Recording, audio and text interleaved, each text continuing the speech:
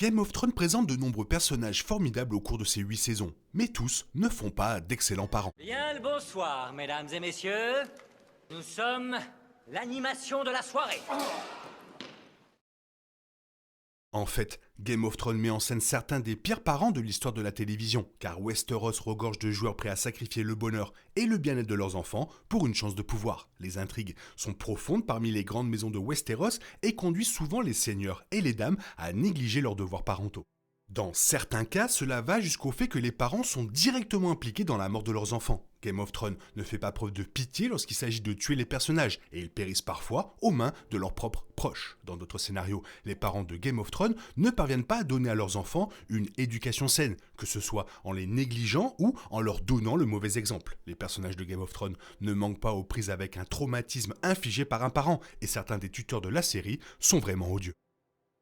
Cersei Lannister se soucie profondément de ses enfants dans Game of Thrones, mais cela ne signifie pas qu'elle soit une bonne mère. Bien qu'il semble que Cersei soit prête à tout pour ses enfants, elle ne fait pas passer leur bien-être avant sa quête de pouvoir. Les manœuvres politiques de Cersei provoquent indirectement la mort de tous ses enfants, mais elle continue de poursuivre le trône de fer. Cela révèle qui elle est en tant que mère et suggère qu'elle n'est pas aussi investie dans ses enfants qu'elle le laisse entendre. Cersei ne parvient pas non plus à apprendre à ses enfants à être des personnes honnêtes, ce qui est particulièrement évident lorsqu'il s'agit de Joffrey. On peut se demander si Cersei pourrait changer le comportement de Joffrey avec plus de discipline, mais elle essaie rarement. Elle dit également à Joffrey, Tommen et Myrcella qu'ils devraient aborder le monde d'un point de vue intéressé. Elle pense peut-être qu'elle les aide avec ce conseil, mais en fait, elle nuit à leur capacité à ressentir un amour et une compassion véritable.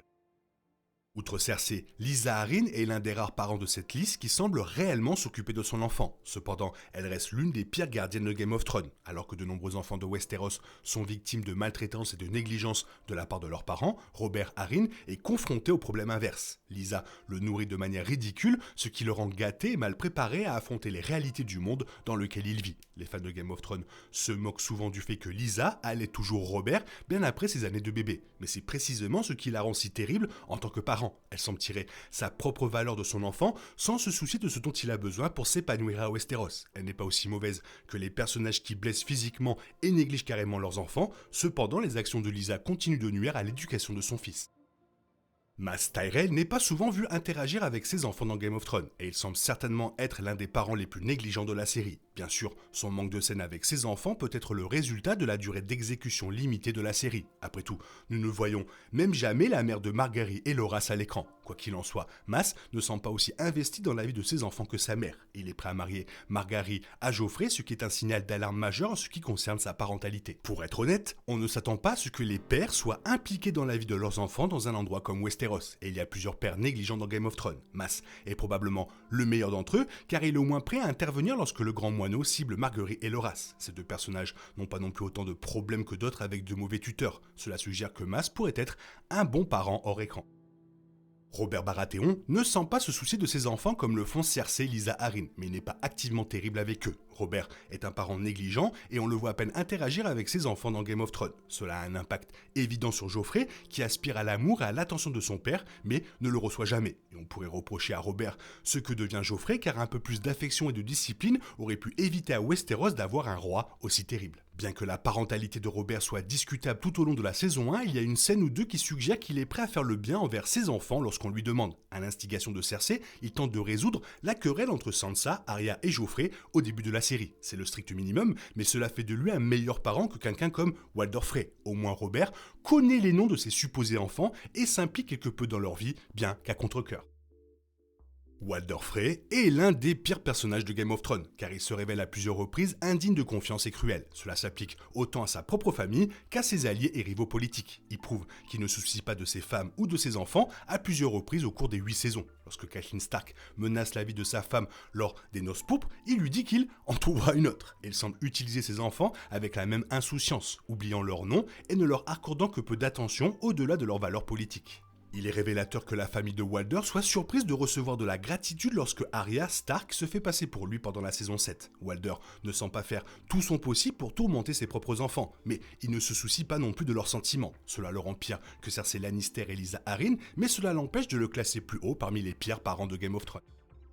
Tywin Lannister est la définition d'un parent manipulateur, et il est clair qu'il considère ses 3 enfants comme un moyen d'arriver à ses fins. Bien que Tywin ne soit pas franchement hostile envers Jaime et Cersei, il ne constitue pas exactement un parent chaleureux et aimant sur lequel ils peuvent compter. Même à l'âge adulte de Cersei, il est prêt à l'échanger contre des alliances politiques. Il refuse de la respecter parce qu'elle est une femme et il traite également Jaime comme un pion. Tywin ne reconnaît pas non plus leur relation incestueuse, ce qui suggère qu'il a été négligent pendant leur enfance. La mauvaise parentalité de Tywin est cependant plus visible lorsqu'il s'agit de Tyrion, car il refuse de traiter son plus jeune enfant ainsi que ses frères et sœurs. Il blâme ouvertement Tyrion pour la mort de sa femme et il traite Tyrion comme moins que les autres, parce qu'il est un nain. Tywin ne semble pas se soucier du fait que Tyrion soit blessé ou jugé, même s'il prétend qu'il ne l'aurait pas laissé mourir. Le fait qu'il accorde occasionnellement à Tyrion une certaine marge de manœuvre pour être son fils place Tywin au-dessus des 4 pires parents de Game of Thrones, mais juste à peine.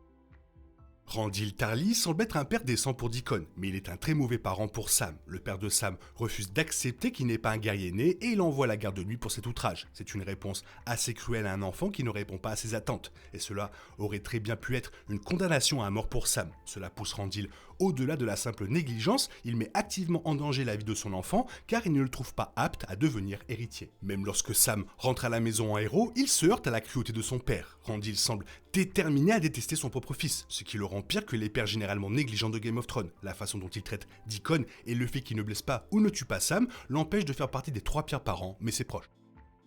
Balon Greyjoy fait partie des 3 pires parents de Game of Thrones et il a beaucoup en commun avec Randyll Tarly. Balon semble s'entendre très bien avec Yara et c'est agréable de voir un parent laisser sa fille choisir sa propre voie à Westeros. Malheureusement, il est horrible avec Théon. Balon cligne à peine des yeux lorsque son fils rentre chez lui après des années d'absence et ne semble pas du tout préoccupé par la sécurité ou le bien-être de celui-ci. Ce qui le rend pire que Randyll, c'est qu'il ne reconnaît pas les tentatives de Théon pour l'impressionner. Même si Sam n'est pas capable de faire ce que Randyll veut, Théon est prêt à aller au-delà des attentes de son père. Malgré cela, il ne rencontre que du mépris. Cela rend Balon pire que Randyll, tout comme le fait qu'il ne semble guère se soucier du fait que Théon soit un pupille des Stark. Balon n'est pas aussi méprisable que les 2 pires parents de Game of Thrones, mais il est là-haut.